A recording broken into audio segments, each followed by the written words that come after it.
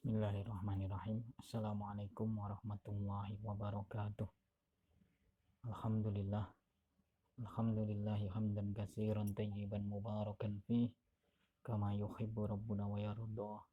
Asyhadu an la ilaha illallah wahdahu la syarikalah wa asyhadu anna Muhammadan abduhu wa rasuluh. Allahumma salli ala Muhammad wa ala ali Muhammad. Amma ba'd. Alhamdulillah anak-anakku kelas 9 kita dapat bertemu kembali dalam pelajaran fikih. Kita masuk ke pertemuan yang kelima yang akan membahas tentang keadaan-keadaan yang menyebabkan keharaman sebagian makanan. Halatun tahrumu fiha ba'dul ad'imati. Macam-macamnya, anwa'uha, macam-macam dari keadaan yang menyebabkan sebagian makanan itu menjadi haram. Awalan yang pertama, al-maitatu bi anwa'iha, bangkai atau berbagai jenis bangkai dengan macam-macamnya. Jadi keadaan yang menyebabkan hewan itu menjadi bangkai sehingga hewan itu menjadi haram untuk dikonsumsi. Ini keadaan yang pertama. Qala ta'ala, Allah ta'ala berfirman, hurrimat alaikumul maitatu waddamu walahmul khinziri wa ma uhilla li ghairillahi bihi. Diharamkan bagi kalian bangkai, darah, dan daging babi dan apa-apa yang disembelih bukan karena Allah. Wal munkhaniqatu wal mauqudatu wal mutaraddiyatu wan natihatu. Hewan yang tercekik, yang terpukul, yang jatuh, yang ditanduk. Wa ma akalas sabu'u, dan diterkam binatang buas. Illa ma dzakaitum, kecuali yang sempat kamu menyembelihnya. Wa ma dzubiha 'alan nusubi, dan diharamkan bagimu yang disembelih untuk berhala. Surat Al-Maidah ayat ketiga. Nah, ini macam-macam bangkai atau hewan bisa menjadi bangkai karena berbagai sebab ini, sebagaimana disebutkan dalam surat Al-Maidah ayat ketiga.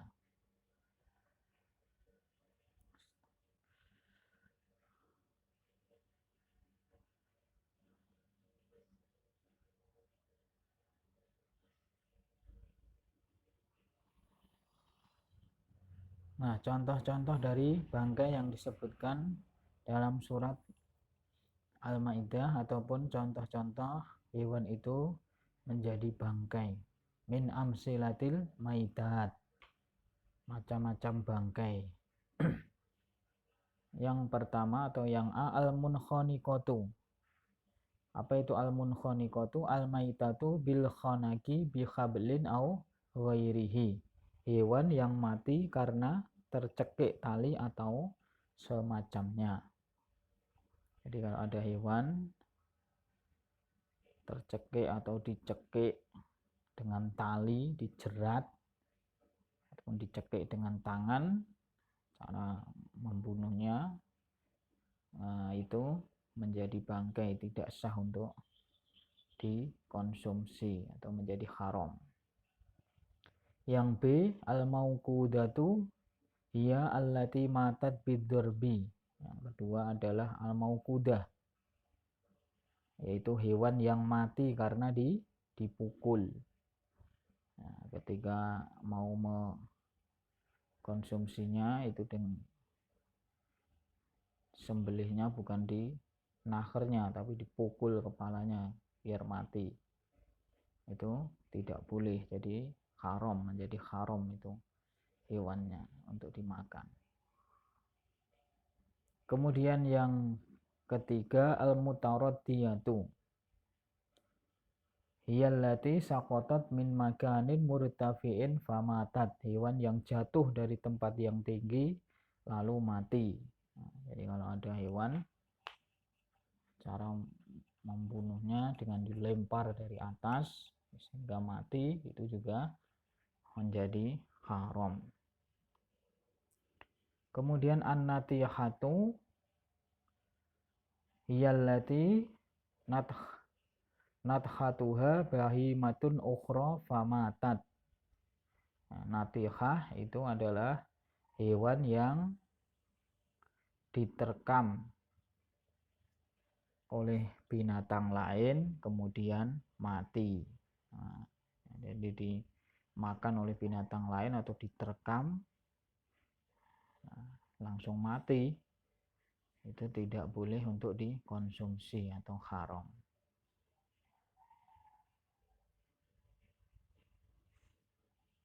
Kemudian masih selanjutnya dari jenis-jenis bangkai atau hewan menjadi bangkai sehingga haram untuk dimakan. Yang hak kullu khayawanin iftarosuhu sab'un atau sabuun, setiap hewan yang diterkam oleh binatang buas. Hampir sama itu. Jadi hewan yang diterkam oleh binatang buas itu menjadi haram untuk dikonsumsi. Kemudian yang wawu al-maktulu bisa'ikil kahrubai, hewan yang dibunuh dengan cara disetrum listrik. Jadi hewan yang disetrum dengan dibunuh listrik atau disetrum dengan cara dibunuh dengan cara disetrum, itu menjadi haram. Berbeda kalau ikan atau mungkin mencari ikan dengan cara disetrum atau welut, itu beda karena zatnya sudah halal dulu, meskipun itu matinya dengan cara dipukul, disetrum ataupun yang lainnya, itu tetap halal. Jadi semua hewan yang hidup di dalam air itu halal. Matinya diapakan tetap mati sendiri menjadi bangkai, asal belum basi, belum bau, itu halal untuk dimakan.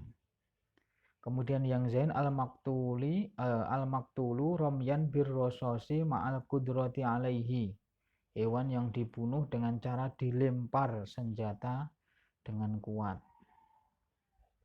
Nah, jadi hampir sama dengan yang dipukul itu tadi. Kemudian yang hak ma ta'madu tarkas samiyata alaihi, sembelian yang secara sengaja tidak dibacakan basmalah. Nah, jadi umpama antum mau menyembelih hewan kambing, ayam ataupun sapi, sengaja tidak membaca basmalah, tidak karena lupa, itu menjadi haram. Kemudian yang madzukira alaihi ismu ghairillahi ta'ala minal auliyai wa ghairihim, sembelian yang disebutkan atas nama selain Allah dari nama-nama wali atau semacamnya. Ya, jadi antum menyembelih kambing atau menyembelih ayam, sapi untuk persembahan, menyebutnya bukan bismillah, bukan dengan nama Allah, tapi untuk wali ini, untuk orang ini. Nah, itu dipersembahkan, itu tidak boleh. Kemudian yang terakhir madzubiha alal adrihati wal kuburi au lil jinni. Ya, sembelihan atau apa-apa yang disembelih untuk kuburan dan untuk jin. Nah, hampir sama ini. Jadi untuk persembahan niatnya bukan karena Allah, tidak dibacakan basmalah. Nah, niatnya untuk persembahan kepada jin. Nah, itu tidak boleh, haram hukumnya makanan itu. Sanian, kemudian yang kedua yang menyebabkan keadaan-keadaan yang menyebabkan hewan ataupun sesuatu itu menjadi haram, itu an-najasat. An-najasatu bi anwa'iha sawa'un kanat najasatun fi dzatiha. Najis dengan berbagai macam bentuknya, baik itu najis secara zatnya, kadami al-masfuh, seperti darah yang mengalir. Nah, jadi yang kedua, semua bentuk najis dengan berbagai macamnya itu haram untuk dimakan. Baik itu najis secara zatnya. Seperti apa? Seperti darah yang mengalir. Apa itu ad-damul masfuh? Darah yang mengalir. Wasailul ladzi yakhruju minal khayawani khina dabihahu au minal juruhi, yaitu darah mengalir yang keluar dari hewan ketika disembelih atau dari suatu luka. Ya, jadi semua darah yang keluar ketika disembelih itu najis, haram untuk dimakan. Begitu juga ketika melukai hewan, diambil darahnya, itu juga haram. Yang ketiga, salisan al-jalalatu wahiyallati aksaru aklihan najasah. Yang ketiga adalah jalalah, hewan yang banyak memakan sesuatu yang najis. Nah, jadi sebenarnya hewan itu zatnya halal, tapi diberi makan sesuatu yang najis, diminumi darah atau dimakan kotoran, nah, itu tidak boleh untuk dikonsumsi. Robian yang keempat, makana muharraman li haqqillahi ta'ala kan nadari waz zakati wal kafarati fahiya haqqun lil fuqara'i la yakhillu lil aghniya.